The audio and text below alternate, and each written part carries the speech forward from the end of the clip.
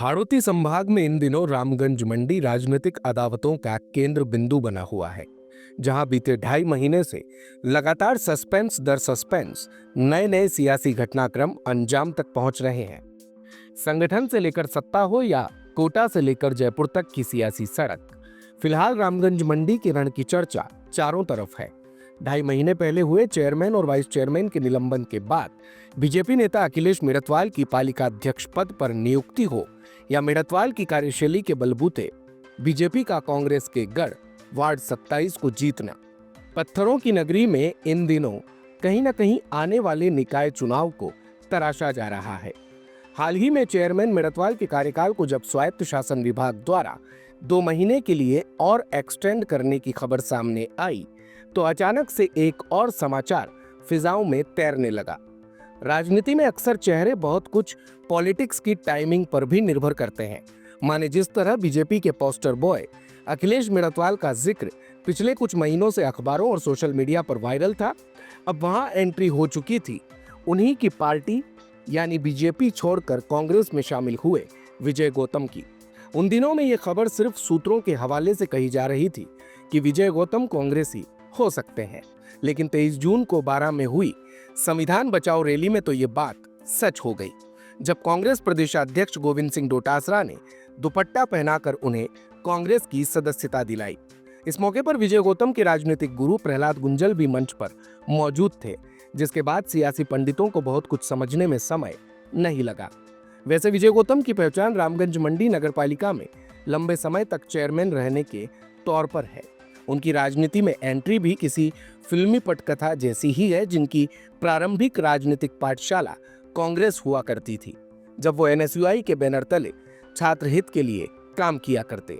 लेकिन साल 2000 में हुए नगरपालिका चुनाव में जब पार्टी ने उनका टिकट काटा, तो समर्थकों ने उन्हें निर्दलीय मैदान में उतार दिया।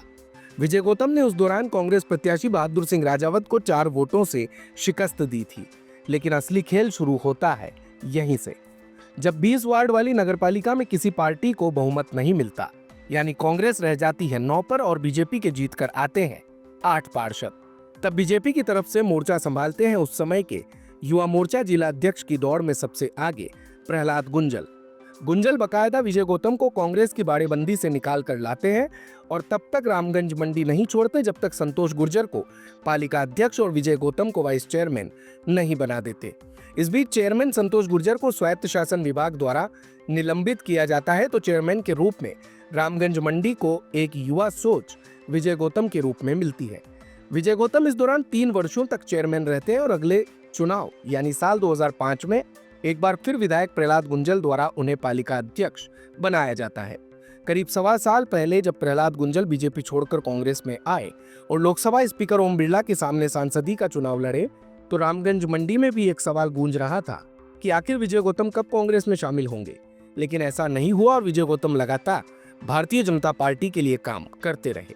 लेकिन अब पॉलिटिक्स में टाइमिंग बदल चुकी है और कल तक भाजपा का बड़ा चेहरा कहे जाने वाले विजय गौतम कांग्रेस में है।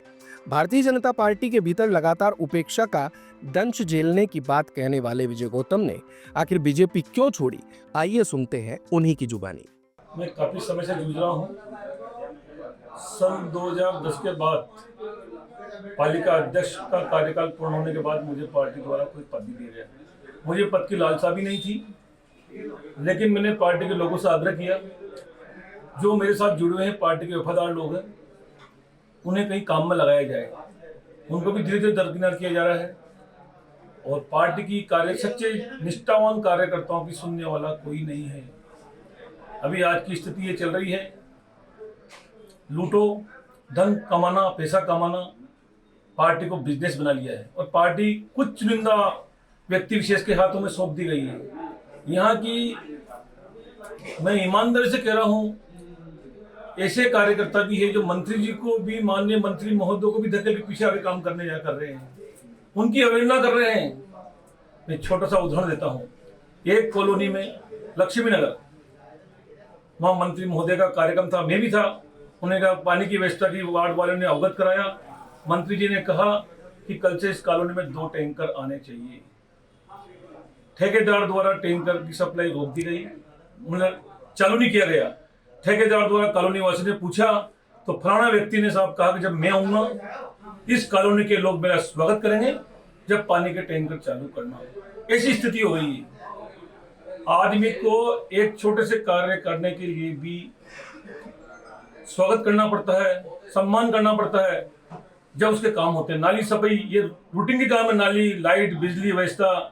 आज बिजली की व्यवस्था राजमंड्री में ऐसी स्थिति है, हर बार बार ट्रिपिंग होती है, आती कम है जाती ज़्यादा है। वैसे पानी की व्यवस्था राजमंड्री में आपको याद होगा कि मैं 4-5 माह पूर्व पानी की टंकी पर भी चढ़ा था। उस दिन भी राजमंड्री में 4-5 दिन से नल नहीं आए थे, फिर टैंकर की व्यवस्था चालू करने के बाद ही नगर में फिर उतरा था। तो इसी कई कारण से अभी पार्टी में कोई सुनने वाला नहीं है। और पवन जी बाबेल मेरे बड़े भाई मित्र हैं, आदरणीय प्रहलाद जी गुंजल साहब, राजीव साहब, इनकी भावनाओं को देखकर मैंने कांग्रेस पार्टी ज्वाइन करी है। और मैं कांग्रेस में एक बात तो कहता हूँ, मैं यहाँ मलाई खाने नहीं आया हूँ। मलाई खाने के लिए भारतीय जनता पार्टी में रहता था, दलाली करने में भारतीय जनता पार्टी में रह सकता था, लेकिन मैं मेहनत करने आया हूँ, काम करने आया हूँ, कांग्रेस को आगे बढ़ाने आया हूँ। जय कांग्रेस, जय भारत। बीते 2 दिनों से कांग्रेस के सैकड़ों कार्यकर्ता और पदाधिकारी विजय गौतम का स्वागत और सम्मान कर चुके हैं, लेकिन पूर्व चेयरमैन की असली अग्नि परीक्षा अब शुरू होगी, क्योंकि जिस पार्टी के खिलाफ उन्होंने 2.5 दशकों तक काम करके उसके संगठन के बूथ स्तर तक को ध्वस्त किया, अब उसी को संवारने की जिम्मेदारी कहीं ना कहीं उनके कंधों पर आ गई है, जिसके बारे में उनका ये भी कहना है कि जल्द ही उनका प्रयास कांग्रेस के बूथ स्तर को मजबूत करने का रहेगा। जहाँ तक आपने बताया, पवन भैया मेरे पारिवारिक मित्र हैं, बड़े भाई हैं।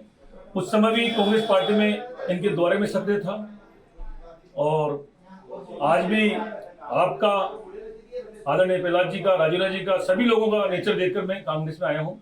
और हम सभी लोगों को साथ लेकर काम करेंगे, पार्टी के निष्ठावान लोगों का आशीर्वाद लेंगे, बुजुर्ग लोगों का आशीर्वाद लेंगे, युवा साथियों का सहयोग लेंगे, सब मिलकर काम करेंगे। कांग्रेस में आने को विजय गौतम जहां अपनी घर वापसी के तौर पर देखते हैं, तो वहीं पूर्व चेयरमैन देवीलाल सैनी और वाइस चेयरमैन रमेश मीणा गुड्डू के निलंबन को भी बीजेपी की द्वेषता और दुर्भावना से भरी कार्रवाई करार देते हैं। मैं भी भारतीय जनता पार्टी से चेयरमैन रहा हूँ, लेकिन उस समय कांग्रेस की सरकार भी थी, लेकिन मेरे खिलाफ उस समय कांग्रेस पार्टी ने कभी दुर्भावना नहीं रखी। और ये सिस्टम आज तक राजमंड्री में कभी नहीं हुआ है। पालिका अध्यक्ष जी को भी जिस हिसाब से सस्पेंड किया गया है, उसमें सबसे प्रथम दोषी तो अधिशासी अधिकारी और बाबू लोग होते हैं। साफ क्लियर उनको जनता के द्वारा चुना हुआ प्रतिनिधि गला घोटा गया है, और उसमें पालिका उपाध्यक्ष जी का कोई रोल ही नहीं है। वो वर्षों से चुनाव लड़ते आ रहे हैं, उनको भी किया गलत तरीका है। ये करने के बाद भी मैं बताना चाहता हूँ आपको कि जनभावना पार्षदों को पूछना, एक बार पार्षदों को पूछना चाहिए था कि किसको बनाना है। किसी पार्षद से नहीं पूछा गया और डायरेक्टर सरकार से अनुमोदित कर दिया गया, व्यक्ति विशेष। इसी बात का मैं विरोध करता हूँ। संगठन, सत्ता और राजनीतिक शहमात का ये खेल अब आने वाले निकाय चुनाव तक चलेगा। कुछ लोग इधर से उधर, तो कुछ बड़े नाम उधर से इधर होते रहेंगे, लेकिन इस खेल में अंततः जीत किसकी होगी, यह निर्भर करेगा आम जनता के फैसले पर। चुनाव में अभी बहुत देरी है, लेकिन ये कहने में कतई देरी नहीं की जा सकती कि सियासत का ये रण अब अगले कई महीनों तक राजनीतिक हलकों में हलचल बनाए रखेगा। ऐसी ही और खबरों के लिए सब्सक्राइब करें और देखते रहिए हाड़ौती समाचार को।